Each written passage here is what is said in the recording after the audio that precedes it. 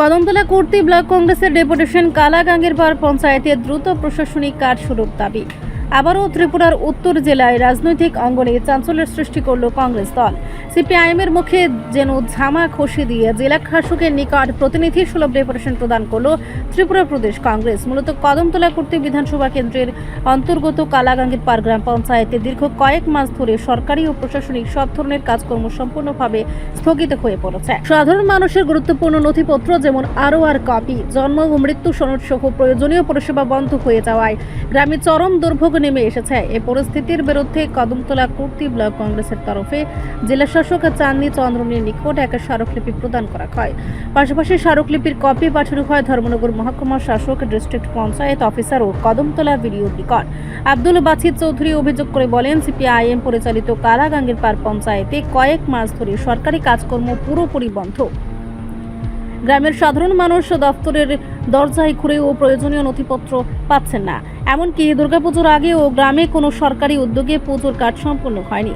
তিনি আরও জানান, সিপিআইএম ও বিজেপি উভয় দলই পরস্পরের বিরুদ্ধে অভিযোগ পাল্টা অভিযোগে ব্যস্ত থাকায় সাধারণ মানুষ চরম সমস্যার মধ্যে পড়েছেন। কংগ্রেস নেতা স্পষ্ট জানিয়ে দেন, যদি অতি দ্রুত কালাগাঙ্গের পাড় পঞ্চায়েতে সরকারি কাজকর্ম পুনরায় শুরু না হয় তবে কদমতলা ব্লক কংগ্রেসে গণতান্ত্রিক পদ্ধতিতে ৮ নম্বর আসাম আগরতলা জাতীয় সড়ক অবরোধ করতে বাধ্য হবে।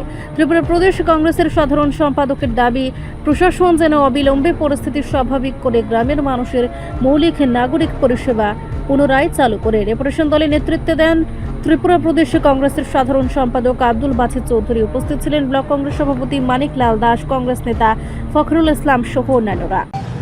কদমতলা আরডি ব্লকের অন্তর্গত কালাগাঙ্গের পাড় একটি গ্রাম পঞ্চায়েত আজকে দীর্ঘ কয়েক মাস অতিবাহিত হতে চলছে। সমস্ত উন্নয়নমূলক কাজ বন্ধ, প্রশাসনিক কাজ বন্ধ। এই গ্রাম পঞ্চায়েতটা সিপিএম পরিচালিত। সিপিএমের বক্তব্য হচ্ছে, তাদের প্রধান উপপ্রধান নাকি তাদের গেজেট নোটিফিকেশন জারি হচ্ছে না, তার জন্য কাজ বন্ধ। আমাদের বক্তব্য হলো, প্রশাসনিক কাজ তো বন্ধ হতে পারে না, মানুষের উন্নয়নমূলক কাজ তো বন্ধ হতে পারে না। এই পূজার সময়ও মানুষ কোনো ধরনের রেগার কাজ পায়নি, কোনো ধরনের পূজার কাজ পায়নি। এই অচল অবস্থার প্রতিবাদে আমরা ডিএম এর সঙ্গে দেখা করে আজকে একটা প্রতিলিপি দিয়েছি। আমরা একটা সময় বেঁধে দিয়েছি, যদি দীপাবলির পরে যদি এই কালাগাঙ্গের পাড়ের উন্নয়নমূলক কাজ শুরু না হয়, আমরা একেবারে স্পষ্ট ভাষায় আমাদের প্রতিলিপিতে আমরা দিয়েছি, আমরা আসাম আগরতলা রাস্তা অবরোধে আমরা যেতে বাধ্য হব। কারণ মানুষের স্বার্থে তো পিছু ওঠার কোনো কারণ হতে পারে না। এইভাবে সিপিএম বিজেপির উপর দোষারোপ করছে, বিজেপি সিপিএমকে দোষারোপ করছে।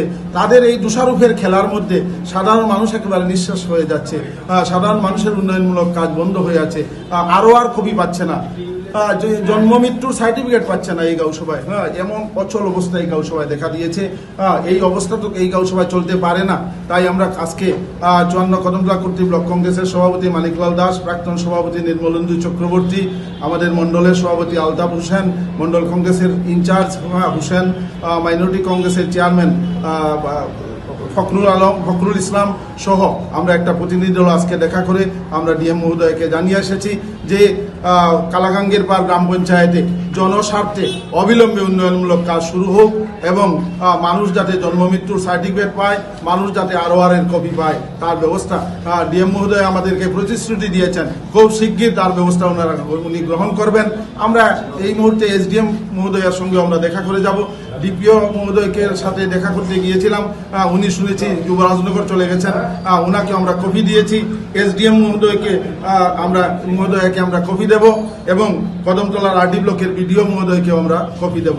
আমরা অপেক্ষা করব কিছুদিনের ভিতরেই যদি কালাগাঙ্গের পাড়ের কাজ শুরু না হয়, উন্নয়নমূলক কাজ, এবং মানুষ যদি আরওআর এর কপি এবং জন্ম মৃত্যুর সার্টিফিকেট না পায়, আমরা ভারতীয় জাতীয় কংগ্রেস 54 কদমতলা কুর্তি ব্লক কংগ্রেস আমরা বৃহত্তর আন্দোলনে যেতে বাধ্য হব। ধন্যবাদ সবাই। আপনার নামটা? আমার নাম আব্দুল বাছিদ চৌধুরী, আমি ত্রিপুরা প্রদেশ কংগ্রেসের সাধারণ সম্পাদক। রিপোর্ট সংবাদ প্রতীক্ষা।